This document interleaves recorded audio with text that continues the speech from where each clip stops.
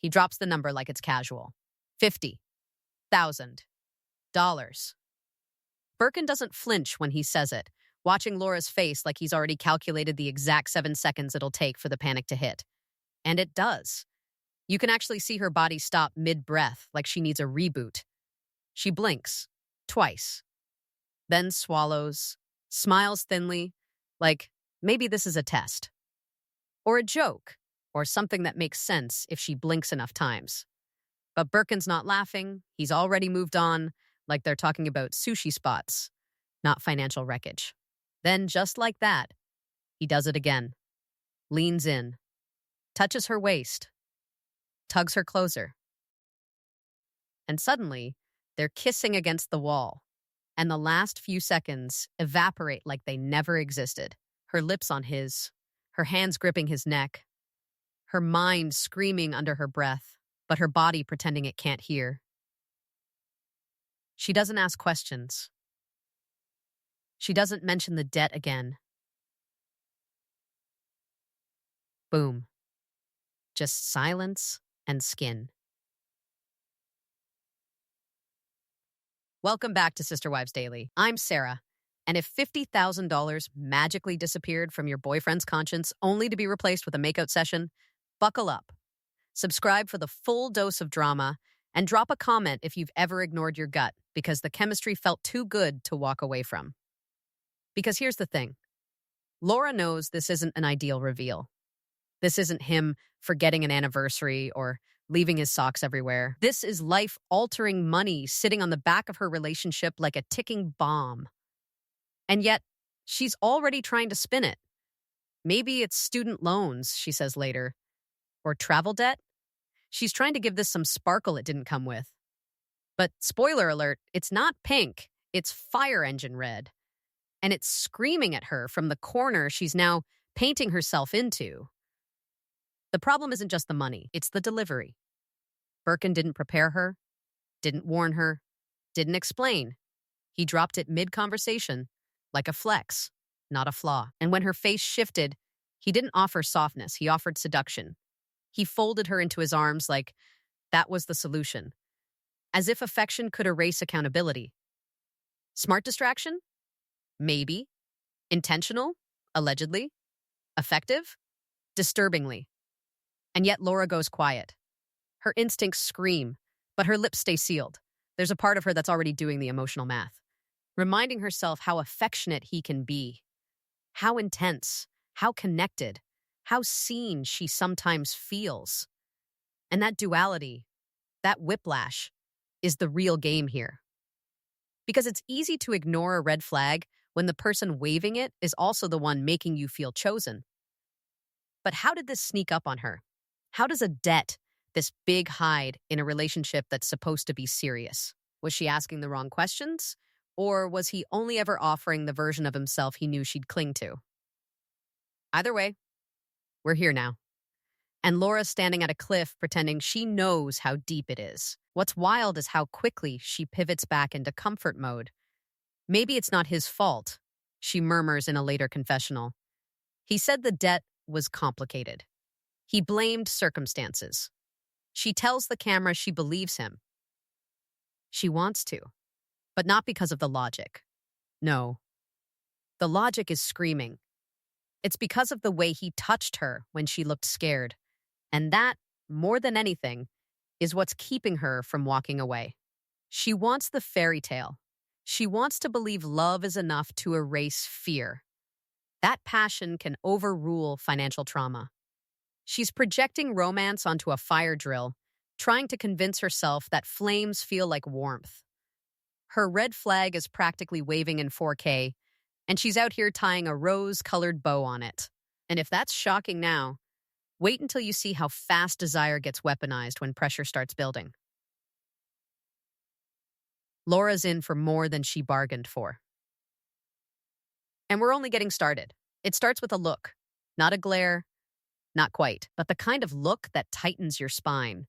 Birkin doesn't raise his voice. He doesn't need to. He just says things like, I can't do this if you don't have my back. And suddenly, Laura's the one scrambling to prove she's not the problem. He's flipped the floor beneath her again, and now balance looks like compliance. He tells her to stop talking to certain friends, says they bring drama or don't support them as a couple. At first, it's phrased gently, like he's just protecting their peace, but the subtext hits hard: pick me or lose them. She doesn't argue. Not yet. What she does instead is mute the group chat, skip the weekend catch-up, turn down a FaceTime. It's all subtle. Quiet exits. No explanations. But the ripple effect is loud as hell in her silences. She tells herself this is what commitment looks like. Prioritizing the relationship. Making space. Being ride or die. But the truth is, she's shrinking. Every concession feels small in the moment. Cancel one call, skip one dinner, change one story. But it adds up until she's no longer sure where her voice ends and Birkan's expectations begin. This is where the charm kicks in. After every push comes a pull. He notices when she's sad and makes a grand gesture. Shows up with food, sends selfies with funny filters, calls her his ride or die like it's a reward. And every time she doubts him, he floods her with sweetness. So she doesn't question him, she questions herself. He's not just working the system, he's designing it in real time. One where love equals submission and loyalty means silence. Where boundaries are distance and healthy skepticism gets labeled drama.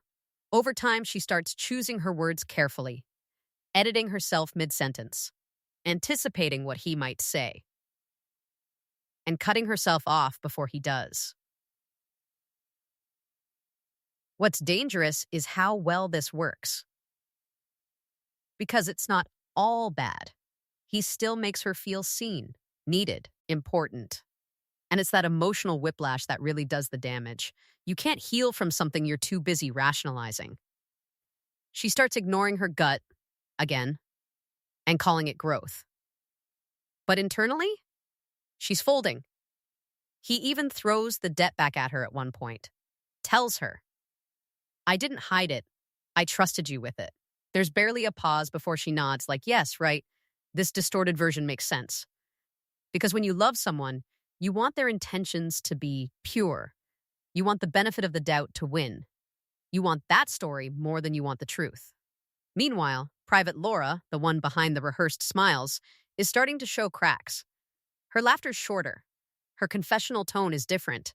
There's less sparkle when she talks about the future and more sighs between phrases. You can tell she's carrying something but doesn't feel like she has permission to unload it. He starts testing her limits further. Tells her he doesn't feel respected when she questions his plans. That her negativity kills his momentum. Laura, still desperate to keep the peace, starts smiling through her own discomfort. Even when her facial expressions betray her.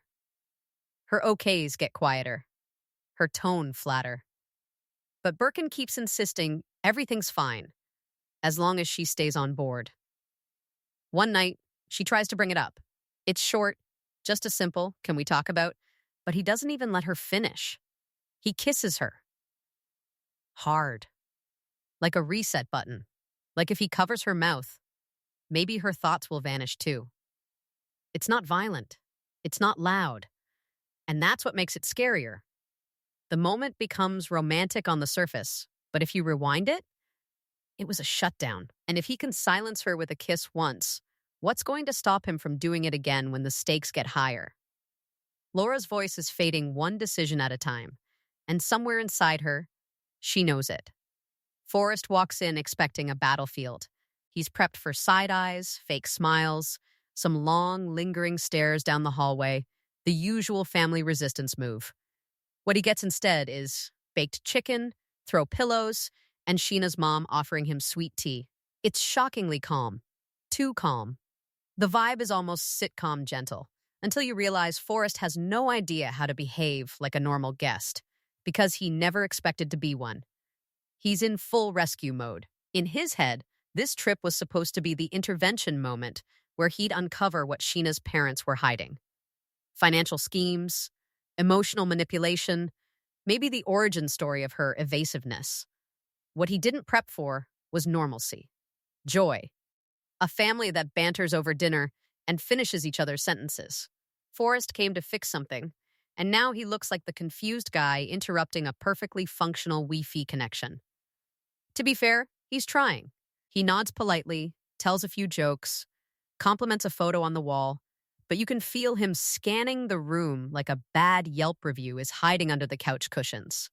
And it starts unraveling as soon as he pulls Sheena's dad to the side and, mid-breath, asks for his blessing. Before even hitting dessert. Sheena's father doesn't snap. He doesn't freak out. He just raises an eyebrow and says, "For what?" Silence, the kind that swallows confidence whole. Forrest stumbles. "For the future, with your daughter," he mumbles. It's unclear if this was meant to be a pre-engagement formality or some kind of performative show of intent, but either way, it tanks. Sheena's dad asks 3 calm, point-blank questions. Do you trust her? Do you know what she wants? Do you even know what you're doing? Forrest answers none of them clearly. Meanwhile, Sheena sits quietly on the couch, not outwardly defending him, not jumping in, just watching. Which says everything. She doesn't reach for his hand, doesn't laugh off the tension, doesn't even interrupt when her dad drops a line about broken men trying to fix others before fixing themselves. Forrest smiles tightly, but it's cracking. And that's when you see it, his face starting to shift. The realization that maybe Sheena never needed saving. Maybe she was just hiding truths from him, not from them. He thought she was escaping a toxic setup, but what if she was just escaping accountability? That's the part that hurts. Not the awkward questions, not even the critique. It's the possibility that she's been leaving breadcrumbs he never picked up because he was too busy writing his own hero arc. He excuses himself to the hallway to breathe, wipes his hands like he can scrub the regret off, and just as he inhales sharply, the front door opens. And it's Molly. Carrying receipts, holding grudges, and walking into that house like she already knows she's the only one ready to tell the truth. Molly doesn't knock. She swings that door open like she's stepping onto a stage she's been waiting to reclaim. Dressed sharp, energy loud, smile tight, she's got the fire of someone who's been ignored too long and finally has the audience. Forrest freezes mid-step, already bracing for a scene. Sheena's eyes narrow instantly. And Sheena's mom? She looks curious, like she's watching 2 puzzle pieces she forgot were part of the box. They exchange greetings that sound way too polite for the tension in the air. Molly's voice is cheerful, but her tone is surgical. "I figured I'd come by. You know, since everyone's talking around the truth." Forrest shifts awkwardly. Sheena offers a hollow smile. Molly sits like she owns the place, pulls out her phone, and casually scrolls before saying, "Funny. There's a few things I thought I had wrong. Turns out, I was just being lied to." She doesn't aim at Forrest first. She comes at it sideways. "Remember when Sheena said you two met at that work event? But I texted you that night, and you said you were home watching Netflix?" Forrest freezes. She isn't angry, yet. She's confirming what she already suspects. And Sheena gives the worst possible response. Silence. Then comes the twist. Molly turns to Sheena's mom with a charming little laugh. "Did Sheena ever tell you she got that money transferred from my account? The one she said she needed to hold temporarily?" And this is when the room tilts. Slowly. Precisely. Sheena's mom straightens. Her expression sharpens. There's no panic, but there's alertness. She's doing her own mental math, quietly questioning stories she had taken at face value. What started as Molly versus Forrest is subtly switching to something bigger. Molly isn't here to win him back. She's here to fact-check a version of Sheena that's been dodging questions for months. And now that Sheena's mom has actual pieces to examine, there's tension forming between mother and daughter. Not explosion level yet, but cracks. Forrest looks like he's watching a house he didn't realize was built on sand. Molly and Sheena's mom start connecting dots, trading glances, asking the kinds of questions Sheena hates. The ones she usually dodges, deflects, or redirects with charm or vague answers. But in this room, it's not working. Not anymore. It doesn't help that Sheena offers no rebuttal. She shrinks into herself, choosing silence over defense. Forrest watches that shift and wonders, was he blind or just willfully naive? Because Molly, imperfect as she is doing something Sheena never did, telling the truth, even when it's messy. And now the real question isn't whether Forrest and Sheena survive, it's whether he ever really knew her at all. Laura's staring at her own reflection, but even she can tell something's off. Her eyes look tired. Her smile flickers instead of glowing. Birkin is just outside the frame, talking about moving in, like it's the most natural next step. She doesn't question the speed out loud, but inside, her thoughts are screaming for breaks. So she floats a question out there, soft, careful, hopeful. What happens if I don't feel ready yet? His response isn't loud. It's worse. He chuckles, shifts closer, kisses her head, and says, "Don't overthink everything. We're good." Translation: your hesitation is inconvenient. Meanwhile, miles away in a different kind of awkward silence, Forrest is still sitting in the aftershock of Molly's arrival. The tension has cooled, but questions linger in the air like smoke. He waits until Sheena is alone again and gently asks her something small, almost innocent. "Why didn't you tell me your mom lent you money too?" Her face changes. Shoulders square. Walls go up. "Why are you interrogating me?" she asks, instantly on defense. The explosion isn't about the money. It's about the audacity of the question. Forrest didn't accuse her, he asked. But Sheena's train only runs one track: compliance or confrontation. And suddenly, you see both stories under the same light. Laura and Forrest trying to love through confusion, trying to stay gentle in relationships turning sharper by the minute. And their partners? Using affection like duct tape, holding things together just enough to keep the illusion intact. Laura starts convincing herself again. Birkin made dinner, asked about her day, bought her favorite wine. That has to mean something, right? But his affection shows up like clockwork after every dodge. And Forrest? He's starting to recognize the map, starting to understand that feeling like a rescuer might actually be a symptom of control, not compassion. Back in her apartment, Laura brings up the debt a second time. Full heart, full eye contact. This is a test. One last chance to be seen. Birkin doesn't flinch. He pivots to a story about how everyone has baggage and pulls her onto his lap mid-sentence. She laughs, nods, pretends that's the closure she needed. But when she walks to the bathroom, her steps drag, like even her own body is starting to resist the storyline. So now we're left with two people in freefall. Forrest, slowly stepping out of the fantasy. Laura, still standing in it, but with her fingers slipping off the last thread of certainty. Both of them went into love thinking they were the strong ones, the healers, the givers. But now, it's not about who they tried to save. It's about whether they can save what's left of themselves before it disappears completely. There's a quiet that settles in after the drama fades. Not peace, not closure. Just the kind of quiet that shows up when your body knows something your heart isn't ready to admit. Laura's on the couch, sipping wine she doesn't taste, nodding along while Birkin talks about their future like it's already locked in. Her face smiles, but her hand keeps adjusting the blanket around her. Something to hold, something to grip. The more he describes the life they'll build, the more she disappears into the background of the scene. Forrest, on the other hand, looks wrecked, but clear. His eyes are heavy, his words slower, but there's nothing vague about him now. He doesn't try to fix Sheena anymore, doesn't argue when she calls him dramatic, doesn't chase after every deflection.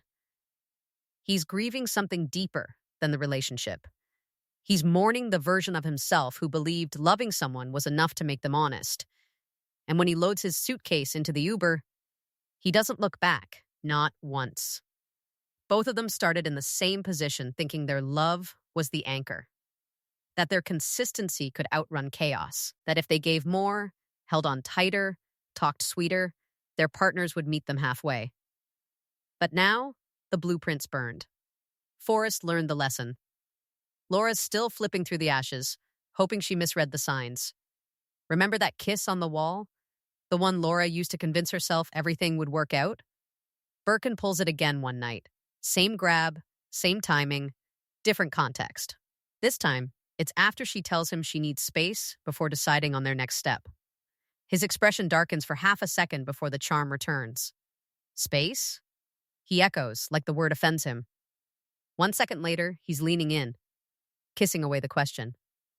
And just like the first time, it works. She lets it. But her eyes stay open longer now.